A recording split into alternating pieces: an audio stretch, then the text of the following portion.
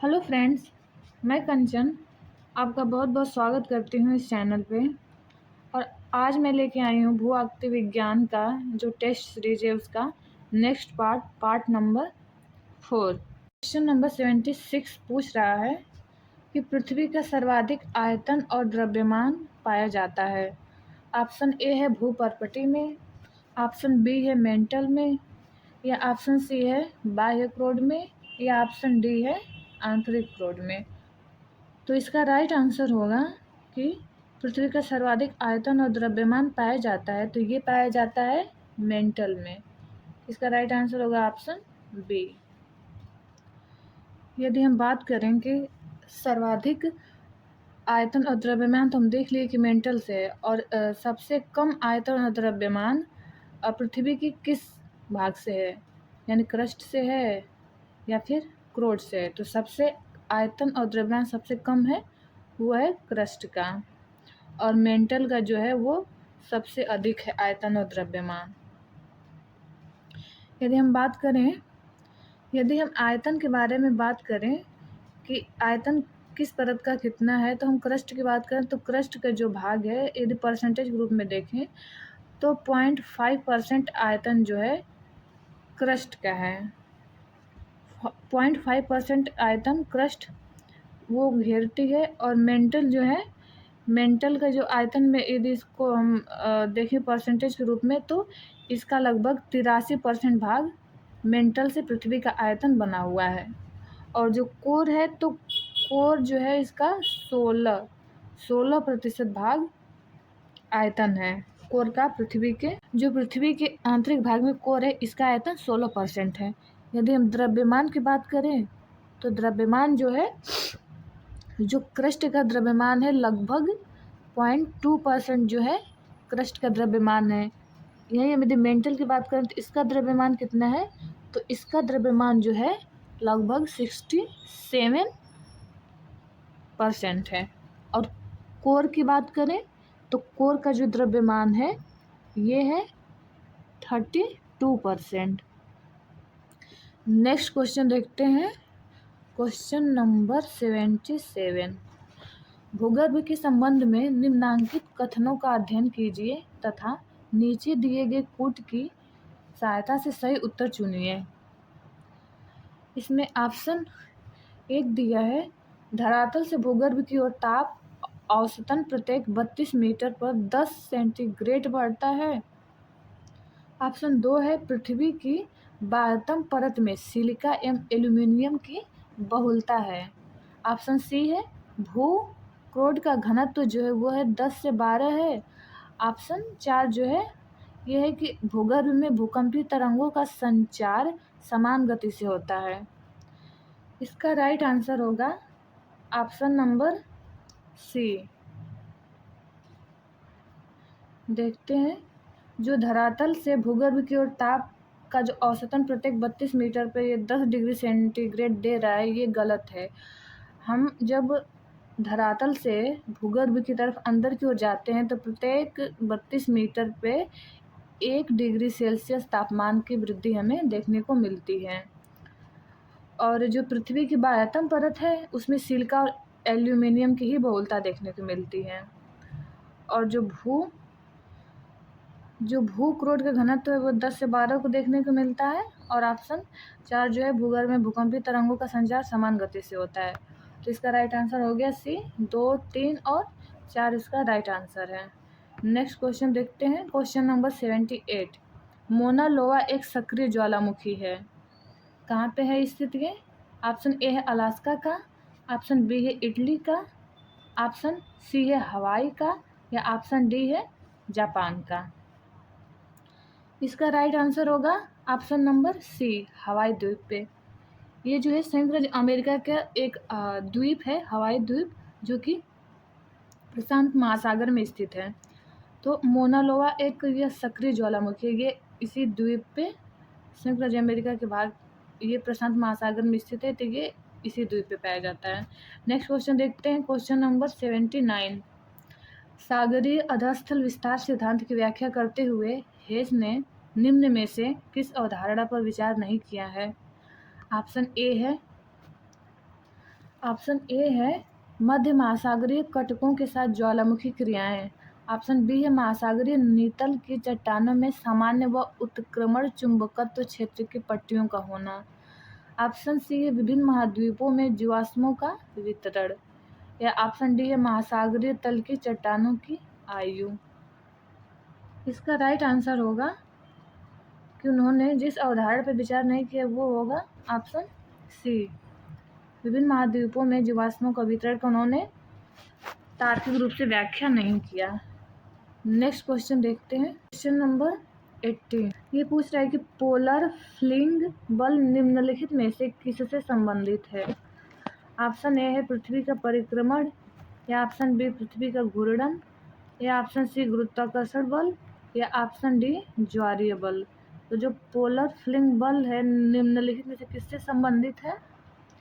इसका right answer होगा option number B, जो पृथ्वी का घूर्णन है ये पोलर फ्लिंग बल इसी से उत्पन्न होता है।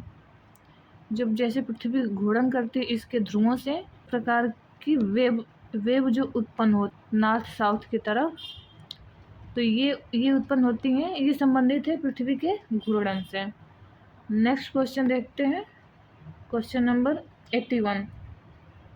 निम्न महाद्वीपों में से कौन गोंडवाना लैंड का भाग नहीं था।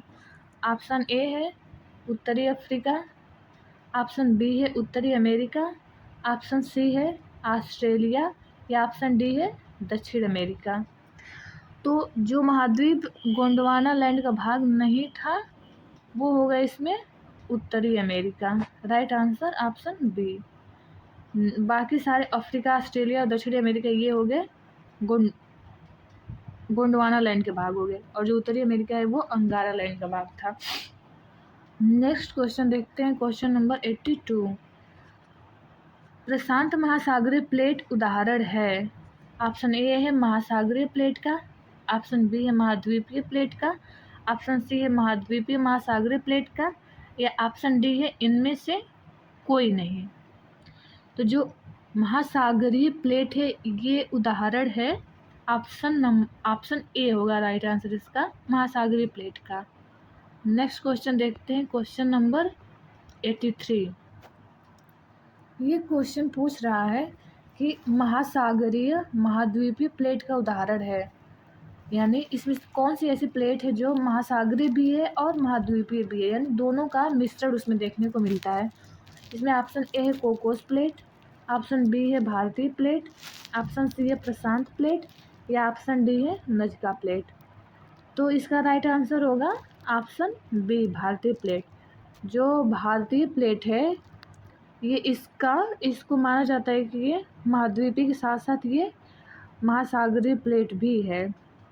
ये भारतीय महाद्वीप है, जो इसके किनारे का जो सागरीय बेसिन है, किनारे का जो भाग है इसका घनत्व तो बिल्कुल सागरीय बेसिन के समान है, तो इसलिए इसको माना जाता है कि यह महाद्वीपीय के साथ साथ महासागरीय प्लेट का भी उदाहरण है। नेक्स्ट क्वेश्चन देखते हैं, क्वेश्चन नंबर 84। महाद्वीपीय प्रवाह सिद्धांत का प्रतिपादन सर्वप्रथम किसने किया। इसमें ऑप्शन ए है अल्फ्रेड वेगनर, ऑप्शन बी है हैरी हेस, ऑप्शन सी है एफ.बी. टेलर यानी ग्रिफिथ टेलर, या ऑप्शन डी है डब्ल्यू.जे. मॉर्गन। तो महाद्वीपीय प्रवाह सिद्धांत का प्रतिपादन सर्वप्रथम जो दिया था वे हैं ऑप्शन ए, राइट आंसर होगा अल्फ्रेड वेगनर। जो अल्फ्रेड वेगनर महोदय हैं इन्होंने 20वीं शताब्दी में ये महाद्वीपीय प्रवाह सिद्धांत को अपने प्रतिपादित किया था, और इस सिद्धांत में उन्होंने ये समझाने का प्रयास किया कि महाद्वीपीय जो भूभाग हैं वे पृथ्वी पे बह रहे हैं, कभी एक दूसरे के दूर जा रहे हैं और कभी एक दूसरे के पास आने की, एक दूसरे में समाने की कोशिश कर रहे हैं। तो ये महाद्वीपीय प्रवाह सिद्धांत दिया था अल्फ्रेड वेगनर महोदय ने। नेक्स्ट क्वेश्चन देखते हैं, क्वेश्चन नंबर 85। ये पूछ रहा है कि यूरेशियाई प्लेट उदाहरण है। ऑप्शन ए है महासागरीय प्लेट का, ऑप्शन बी है महाद्वीपीय महासागरीय प्लेट का, या ऑप्शन सी है महाद्वीपीय प्लेट का, या ऑप्शन डी है इनमें से कोई नहीं। तो जो यूरेशियाई प्लेट है ये उदाहरण है, ऑप्शन इसका आंसर होगा ऑप्शन सी, महाद्वीपीय प्लेट का। नेक्स्ट क्वेश्चन देखते हैं, क्वेश्चन नंबर 86।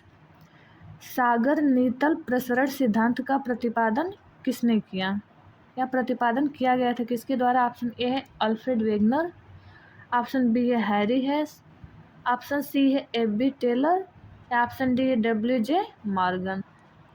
तो इसका राइट आंसर होगा option number B, Harry Hess. Harry Hess महोदय द्वारा जो सागर नीतल प्रसरण सिद्धांत है ये दिया गया है। सागर नीतल प्रसरण एक भूवैज्ञानिक संकल्पना है जिसको इन्होंने प्रतिपादित किया था वर्ष 1960 में। 1960 में दिया था हैरी हेस ने सागर नीतल प्रसरण सिद्धांत। और इस सिद्धांत में इन्होंने ये बताया कि जो सागर बेसिन होता है, जो सागर नीतल होता है, उसके बीच में जो कटक पाए जाते हैं, उन कटकों के सहारे, जैसे ये मान लीजिए सागर है, इस बीच में इन्होंने कटकों की अवधारणा दी कि इस कटक जो होते इसके सहारे यहाँ से संवहन धाराएँ आती हैं और इन कटकों के सहारे ही जो सागर होते उनका फैलाव होता है।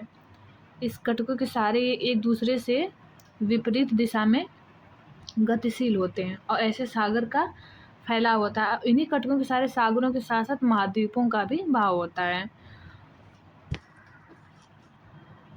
और इन कटकों के सहारे जो नीचे की जो मैग्मा आता है, वो मैग्मा आके ऊपर नवीन स्थल खंडों का निर्माण करता है।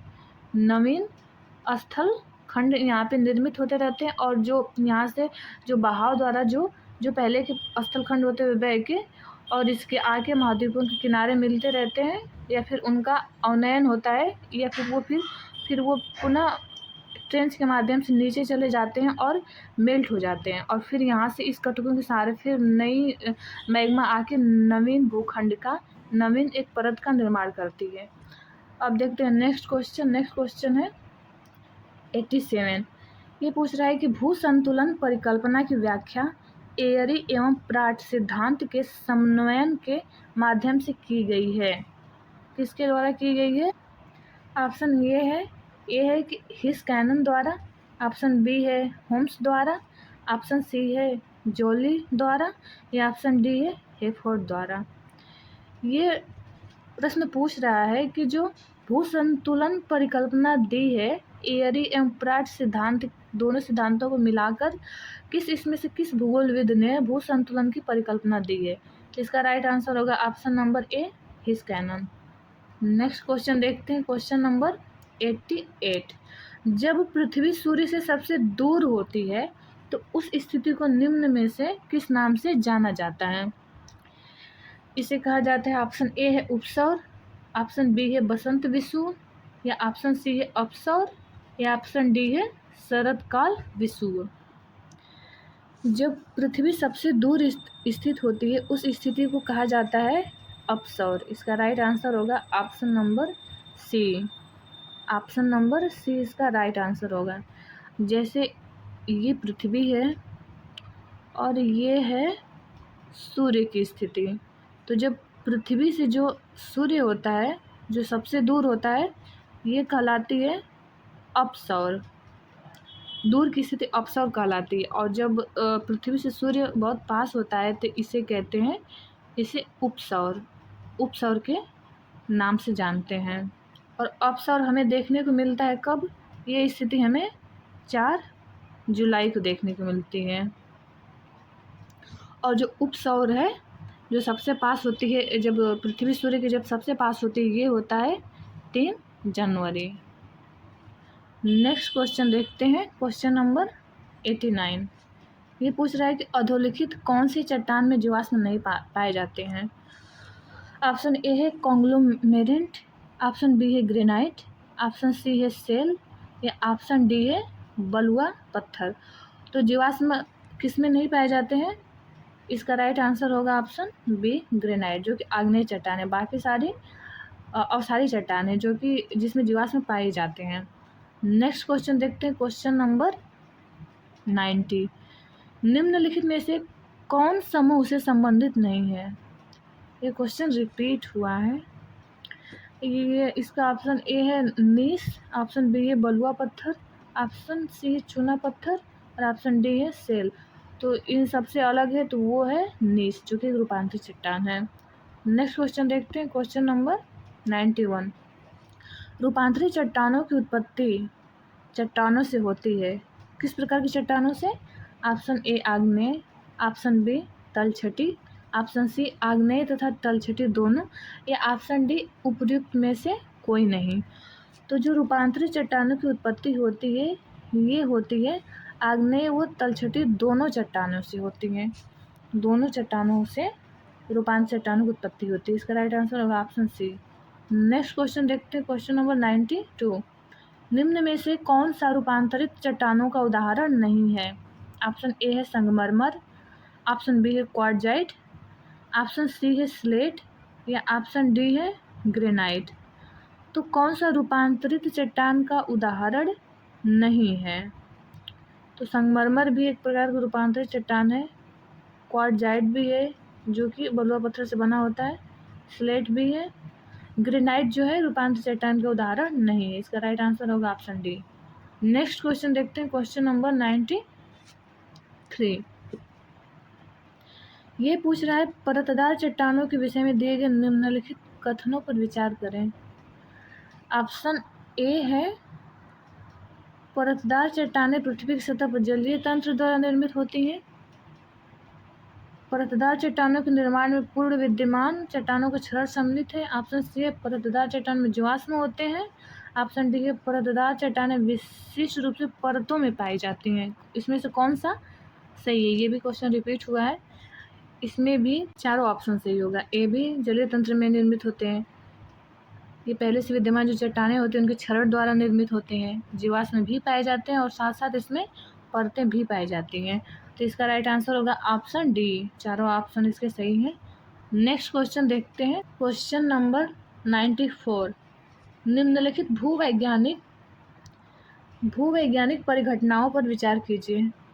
ऑप्शन ए भ्रंश का विकसित होना, नहीं, इसमें पूछ रहा है कि इसका भूकंप के कारण कौन कौन से हो सकते हैं ऊपर दिए गए ऑप्शन में।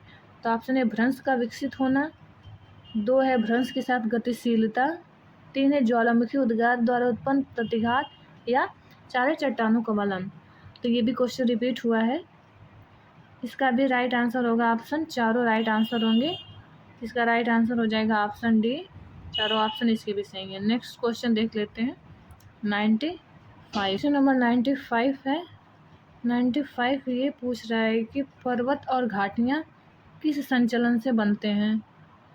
ऑप्शन ए है क्षैतिज संचलन, ऑप्शन बी है ऊर्ध्वाधर संचलन, ऑप्शन सी है धनात्मक संचलन, या ऑप्शन डी है ऋणात्मक संचलन। तो पर्वत और घाटियाँ किस संचलन से बने? इसका राइट आंसर होगा क्षैतिज संचलन। जब पृथ्वी के धरातल पे जब एक दूसरे के विपरीत या एक दूसरे के अनुकूल दिशा में जब गति होती है, जो इसे हम क्षैतिज गति कहते हैं। तो इस प्रकार की जब गति होती है, जो मलबे होते हैं उनमें जब दबाव पड़ता है तो फिर ये मोड़ के रूप में फिर बनते जाते हैं, फिर इस तरह से पर्वतों का निर्माण होता है।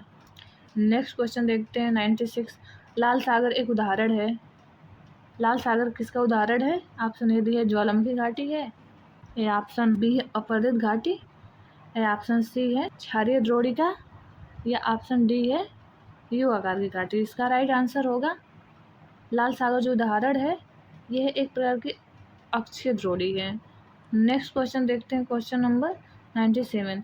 संयुक्त राज्य अमेरिका के दक्षिण कैलिफोर्निया में स्मिर्थ घाटी डेथ वैली ये किस प्रकार का उदाहरण है? ऑप्शन ए अपनति घाटी, ऑप्शन बी अभिनति घाटी, ऑप्शन सी है पूर्ववर्ती घाटी, या ऑप्शन डी है रिफ्ट घाटी। तो जो डेथ वैली है ये उदाहरण है रिफ्ट घाटी का। नेक्स्ट क्वेश्चन देखते हैं, क्वेश्चन नंबर 98। वलन क्रिया किसका परिणाम है? ऑप्शन ए है महादेश जनक बल, ऑप्शन बी है भूविक्षेपीय बल, या ऑप्शन सी है पर्वत निर्माणकारी बल, या ऑप्शन डी है बहिर्जात बल। तो जो वलन क्रिया होती है ये है एक प्रकार का, इसका राइट आंसर होगा सी पर्वत निर्माणकारी बल। नेक्स्ट क्वेश्चन देखते हैं, क्वेश्चन नंबर 99। विश्व की सबसे ऊंची चोटियाँ किस प्रकार के पर्वतों में पाई जाती हैं? ऑप्शन ए है प्राचीन मोरदार पर्वत, या ऑप्शन बी है नवीन मोरदार पर्वत, या ऑप्शन सी है अवशिष्ट पर्वत, या ऑप्शन डी है ब्लॉक पर्वत। तो इसका राइट आंसर हो जाएगा जो सबसे ऊंची वाली ऊंचाई वाले मतलब सर्वाधिक ऊंचाई वाली जो चोटियाँ पाई जाती हैं वो पाई जाती हैं नवीन मोरदार पर्वतों में। नेक्स्ट क्वेश्चन है क्वेश्चन नंबर 100। अधोलिखित कौन सी चट्टान में जीवाश्म नहीं पाए जाते हैं? ये तो पता होगा सब लोगों को कि किस चट्टान में जीवाश्म नहीं पाए जाते हैं। तो इसमें किसमें नहीं पाए जाते, वो इसका राइट आंसर होगा ऑप्शन बी, ग्रेनाइट।